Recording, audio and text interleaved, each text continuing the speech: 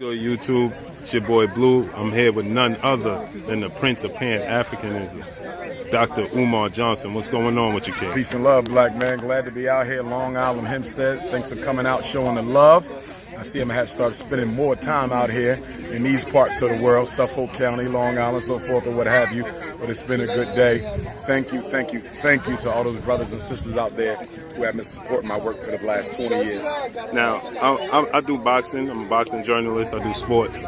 I just wanted to get your perspective on why we see so many black athletes getting these $200 million contracts, $100 million contracts, but they're afraid and they're hesitant to give back to the community.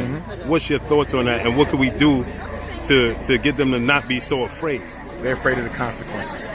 They understand what the white man operates because they sit right next to him. Black people at the upper echelon of the economic order in the black community, they understand white supremacy better than we do because they are at the table. And because they're right there, their fear significantly eclipses our own fear. They understand that the only thing they're allowed to do with their money is have fun with it, take care of their families. They cannot systematically or structurally do anything for black people without taking some sort or making some sort of an economic or political sacrifice.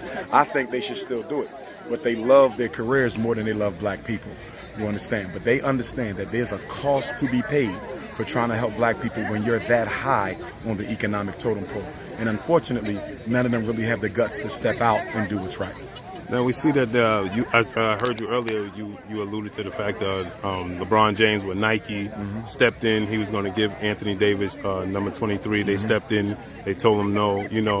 What would be the solution for us as blacks? I'm a part of a community, the LDBC, the Lions Den boxing community. We were in Houston, Texas last 2 weeks ago. We had 200 black men at a barbershop. We gave free haircuts, free mommy makeovers, things of that nature. We had over 200 people there. But what would be your advice for some guys like us that's trying to, have effect on black athletes? Okay. Well, number one, I think we have to start petitioning them directly. A lot of us, the fans, if you would, the larger community, don't really feel comfortable reaching out and trying to establish a line of communication to hold them accountable. We have to hold them accountable. They're still part of the black community.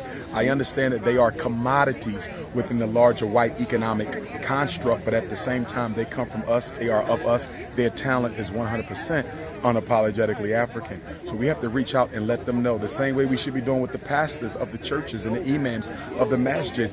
You have an obligation to the collective.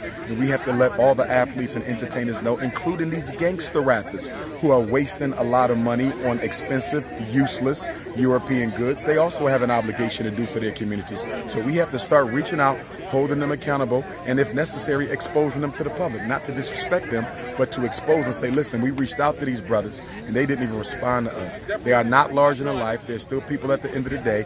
We can still respect their celebrity and still hold them accountable to the people.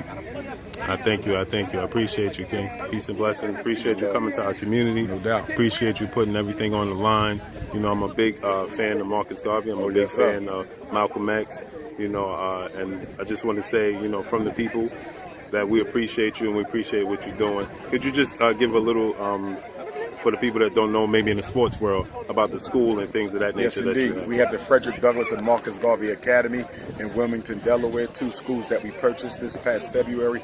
Beautiful schools, but they do require a degree of restoration and renovation. We need $1 million in order to restore the school to operational capacity, get the certificate of occupancy so we can start doing work and organizing inside the school. So if anybody wants to make a donation to the FDMG Academy, please mail it 9634 Wilmington, Delaware 19809. I repeat, FDMG Academy, P.O. Box 9634, Wilmington, Delaware 19809. At present, we're trying to raise $1 million, but if we can get $500,000, we can restore 2 of the buildings. If we can get $250,000, we can restore at least 1 of those buildings. My goal and my hope is to restore at least 1 of the 2 schools, because we have 4 buildings total, 2 schools.